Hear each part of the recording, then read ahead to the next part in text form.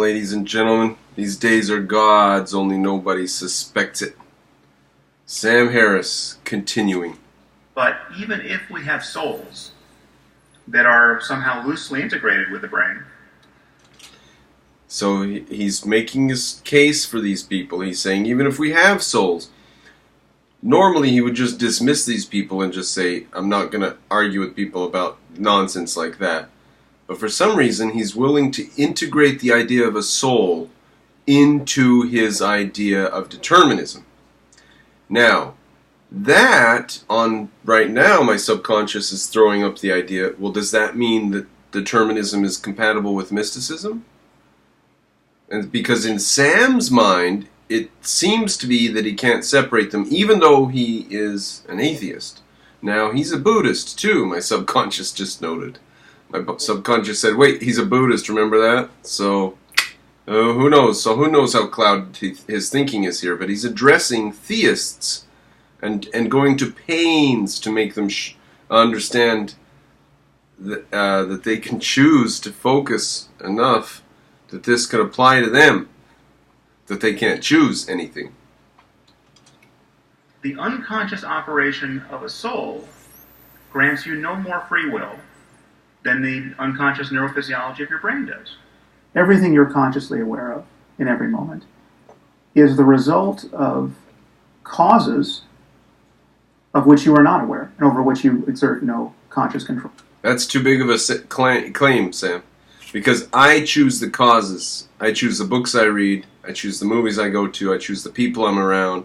And I choose to dwell on certain thoughts or to suppress other thoughts. And sometimes if you're successful in suppressing a thought that you don't like having, maybe it's 5, 10, 20 years before you have the thought again. And if maybe suppress isn't the right word, ignore, neglect, not care about certain thoughts, they melt away, they disappear. Especially if you judge them, if you say, now why have that thought, that's stupid, or whatever. I used to have, as a teenager, I listened to the Beatles, and I liked randomness. I thought random was cool, because random is funny, man. And over time, I started to appreciate that something that's funny has to be constructed carefully. And something that's random, like a car wreck's random, the space shuttle coming apart was random, these things aren't necessarily funny. And so I stopped equating funny with random as I matured. Sam doesn't realize that you can choose these thoughts over time and shape yourself and your soul. And he has done this, but he won't give credit to anybody else for being able to do this for some reason, which is distressing.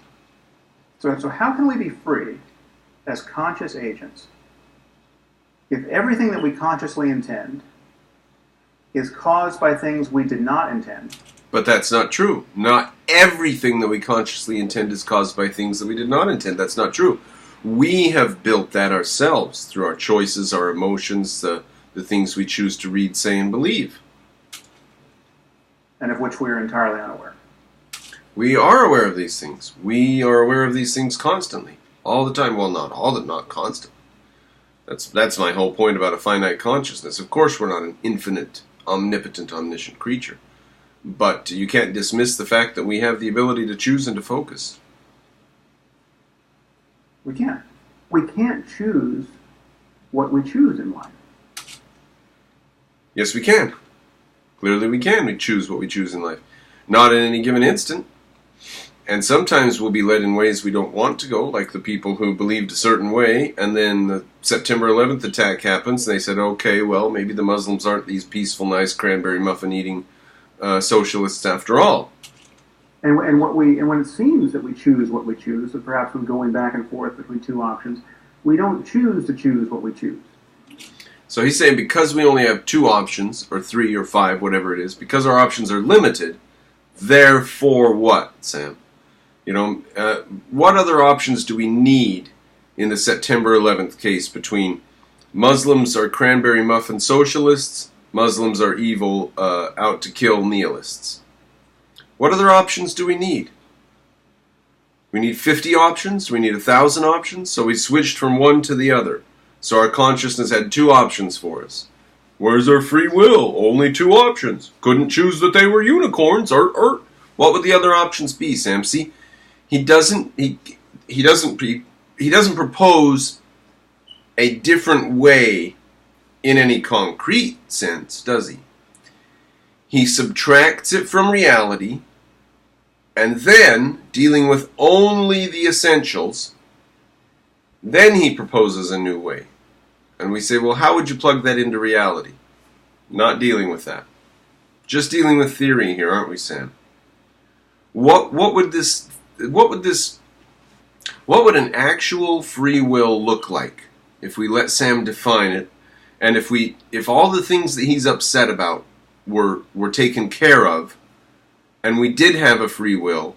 It would look really strange, wouldn't it? Like it would have every possible thought in the universe would be able to occur to it at any time, because it would have free will. In what sense are you free? So this one would be free.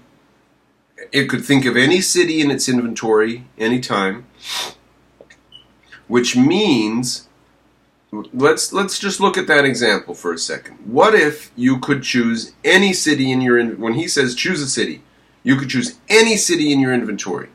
All the cities that you've ever heard of or known were instantly right there available. I would say that you wouldn't have much of a personality. That would be more like a computer, a warehouse of data. Your personality would be, like we're sitting around a table and everybody's supposed to choose a city, and now you have to think about what the other guys are going to choose. Now, if you don't know them, you have no freaking clue. But if you know them, you might have some idea. You might say, well, Susan, she goes to Park City skiing every year. So even though we live here in New York City, I'll bet she's going to say Salt Lake or Park City or something like that. And old George over there, he goes to Alaska all the time. So I'll bet he's going to say some iconic city in Alaska, either Barrow because it's the farthest north, or Anchorage because it's their capital, or, some city he likes to go to in Alaska. So if you know them, if you know the concretes, you could know more about what they might choose. You know that they're not simply a warehouse of the data in them. They have values and choices and opinions and concerns and likes and dislikes, right? So it occurs to me that these things, these free will minds that Sam is trying to define, are so divorced from reality. They would be very bizarre. They could choose anything at any time, have free will. How would they choose what to think about? The way we choose what to think about is we feed our subconscious a bunch of information, it plays with it and proposes things to us, and we propose things to it and it proposes to us, and we go back and forth, and that's sort of that's sort of the whole dance. It's a dance with ourselves. So we are really like a pilot of a machine, like a pilot in an airplane. And we can pull levers and stuff. And Sam is mystified by the fact that when we pull this lever, it makes the plane move right. And he can't figure out what is the right-handed turningness in this lever. And he looks at the lever and there's plastic in the grip, and he says there's right-handed turningness in here. And we say, no, Sam, it's just connected to the aerofoil on the wing. Don't worry about that. It's just a mechanical thing. And he says, no. There is right-handed essence of turningness in this handle. I can tell because when I pull it back, the airplane veers to the right. Sam, it's just a mechanical airfoil. It's just the nature of the thing, Sam. There is a regress here that ends in darkness. Yes, you are free to do whatever you want, but where do your desires come from? Now, if we're free to do whatever we want, that's quite a concession.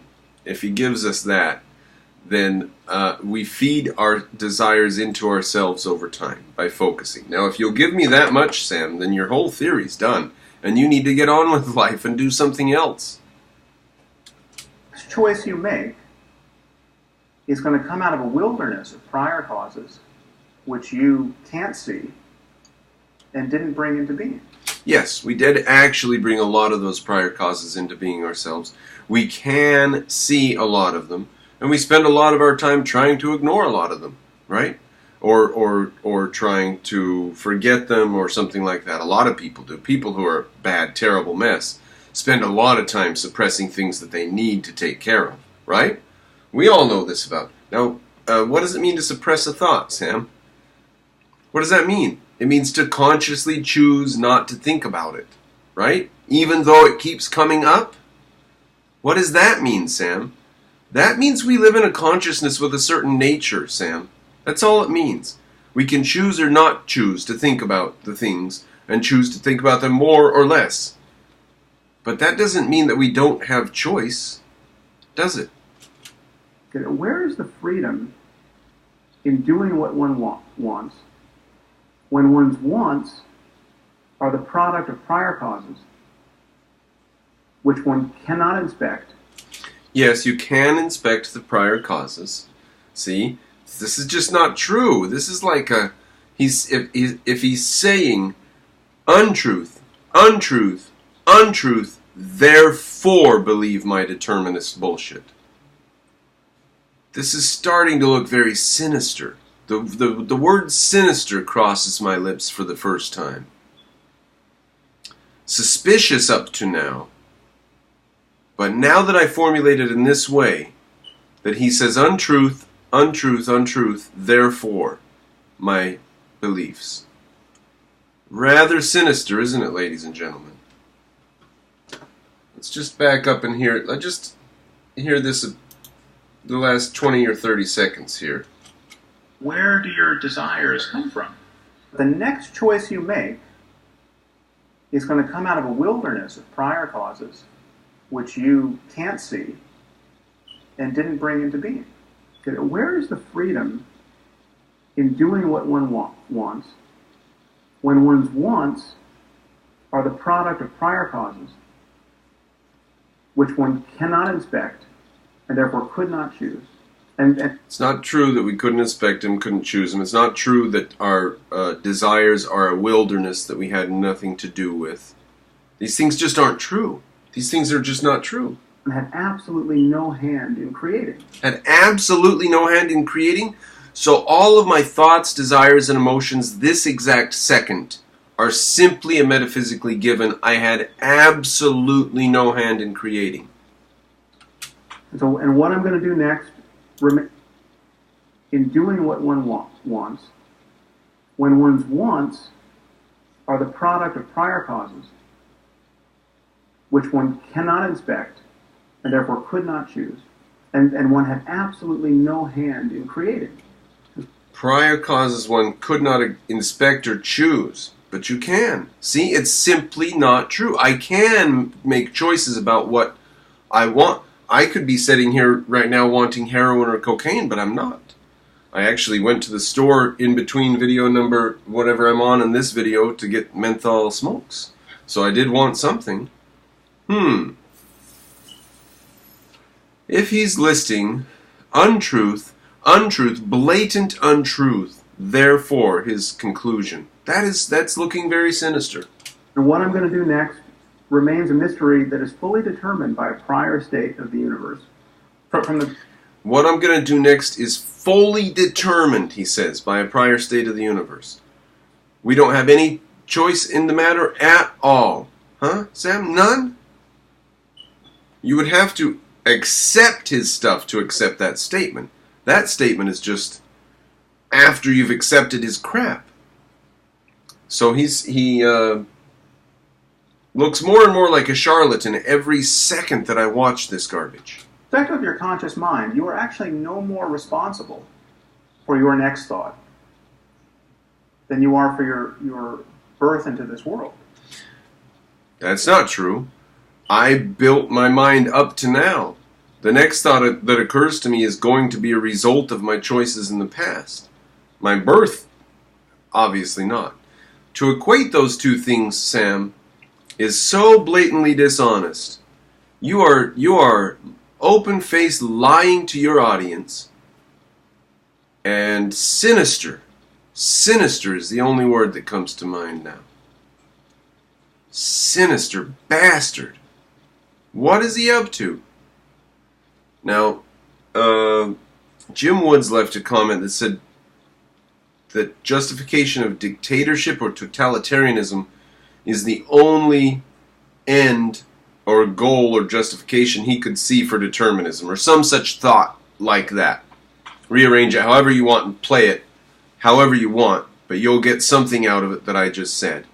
And whatever he said, the implications were determinism and totalitarianism or dictatorship, and I went, that's a bit, I don't know. So now, that thought, that comment's coming back and is saying, is there more of a connection between determinism and totalitarianism than I am getting? So, ladies and gentlemen, put it in the comments.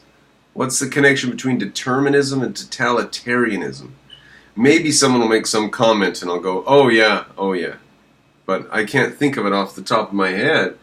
I'm just finding a really, really evil, sinister vibe from him, stating falsehood after bald-faced falsehood in support of his case.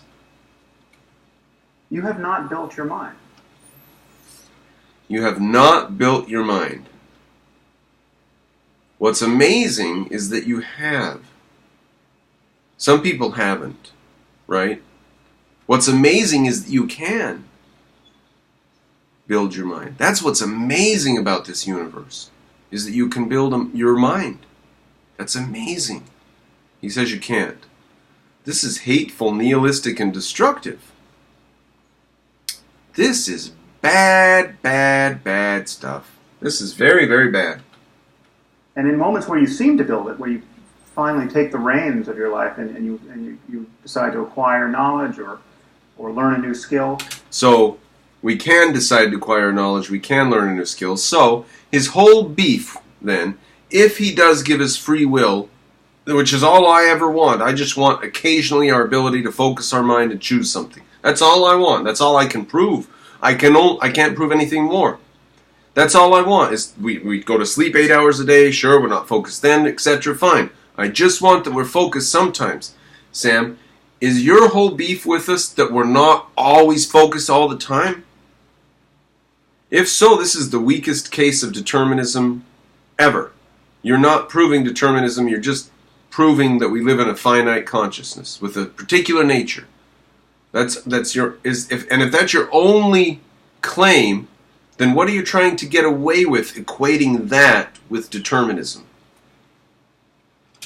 Only tools at your disposal are those which you've inherited from moments past.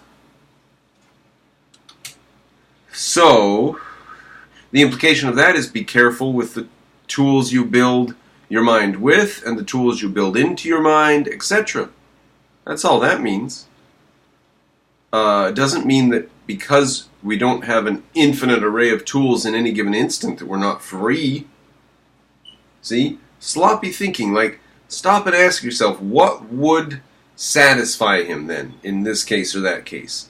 He's just not satisfied with the mind having this nature. Then what does he want exactly? No one picks their parents or the society to which they were born. No one picks the moment in history. What if you did pick your parents? And then one day your dad was mean to your mom, was mean to your something. Right? What if you did pick the society you were born into? And then you find out that you still can't do whatever you want. They've got laws. Right? What if? So you can't choose these things. So what?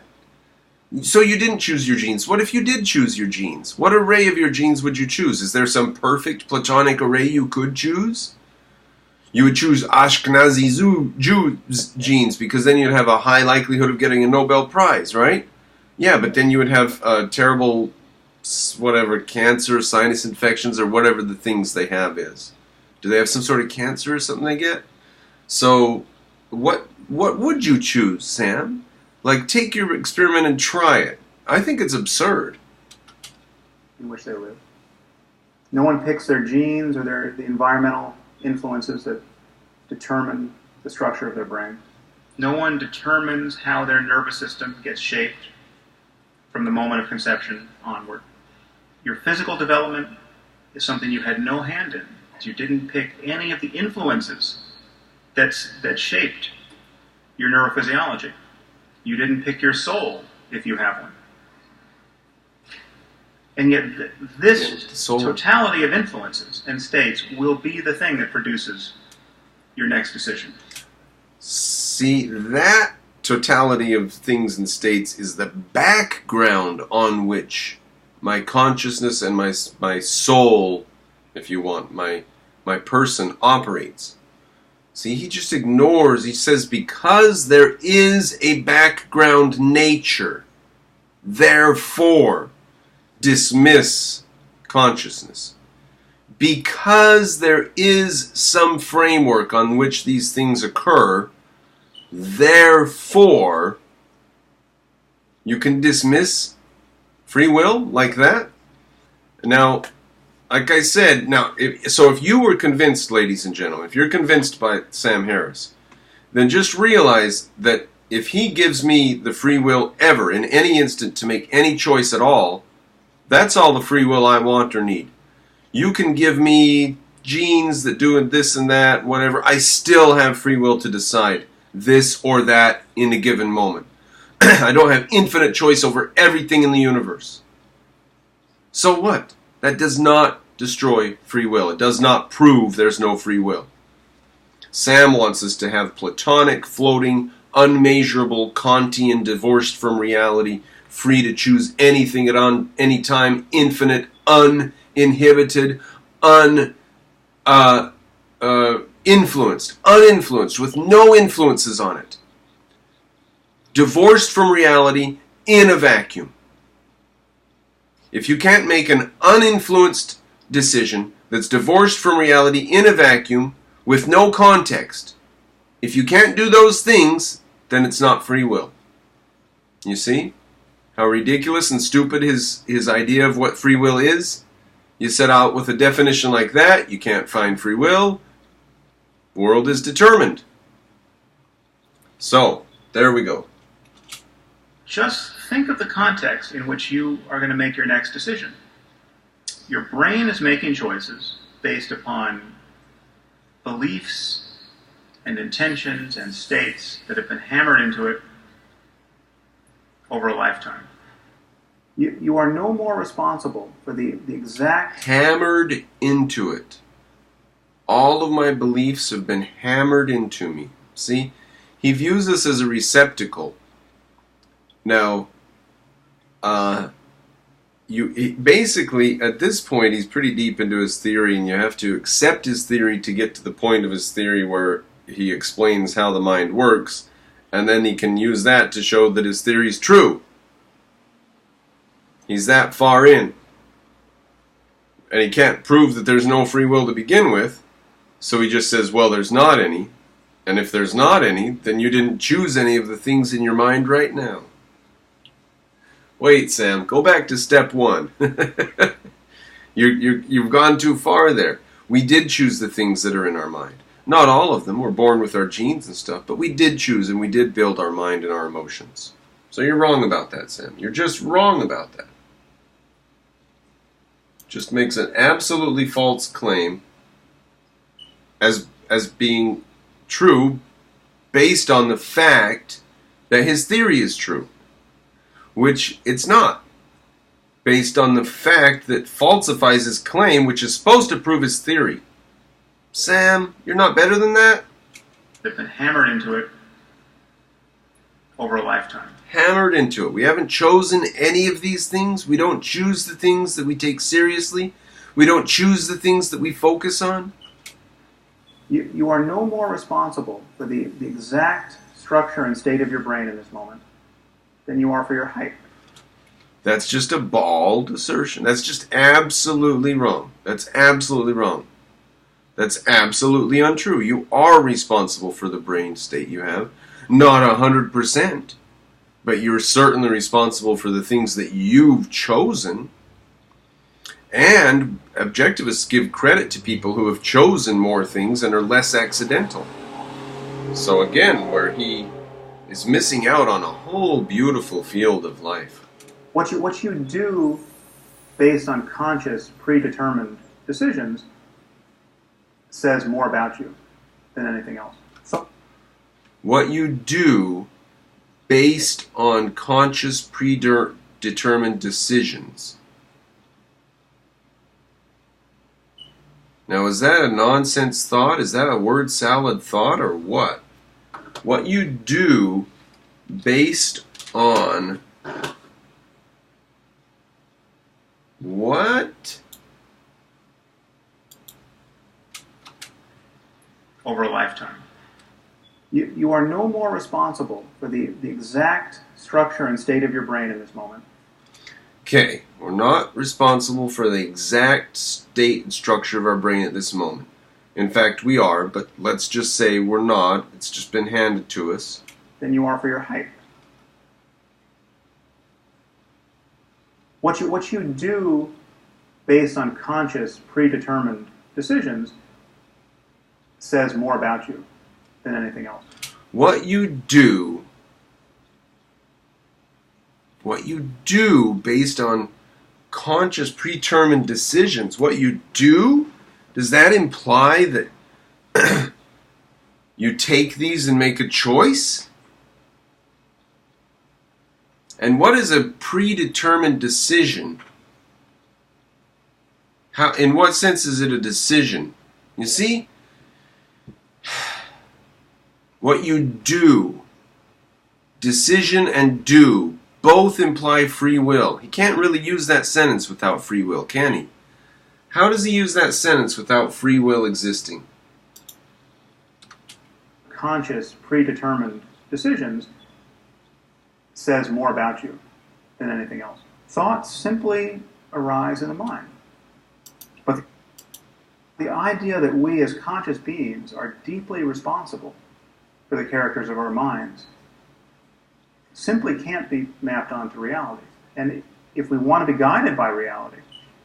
I'm so stuck on that last thought, I'm not focusing on this one. I was trying to find a deeper thing to say about it. That's just astonishing that he's got that sentence in there that with such dissonance in it. He uses two terms in there that include the existence of free will, that assume the existence of free will. What a strange sentence. He can't use that sentence. He can't say that sentence, that you have subconscious predetermined decisions. What you do based on what you do, that's a free will thing you choose based on subconscious predetermined decisions. So it's a conflicting, contradicting sentence. It's this very confused sentence, Sam. That was a wreck, Sam. That was a wreck. Where was it? What you do based on conscious, predetermined decisions... Conscious, predetermined decisions. So you chose them before? Conscious, predetermined decisions? Or the conscious, predetermined decision is happening now? It's a predetermined decision, but it's conscious to us. Is that what he means? So what we do is predetermined then? So do is just a reaction. Is our illusion of the reaction. See? He's got a lot of strange words here. He's going to have to collapse those into your illusion of choice when a chain reaction happens. Right? That's what he's reduced to. Your illusion of choice when a chain reaction happens. Either we can choose between A and B or we can't. Now, if we can choose between A and B, then that's going to compound over time. We can make a lot of choices over time if we can choose between A and B. Or A, B, and C. Right? Is he giving us the ability to choose between A and B or not? Is every single choice automated or not?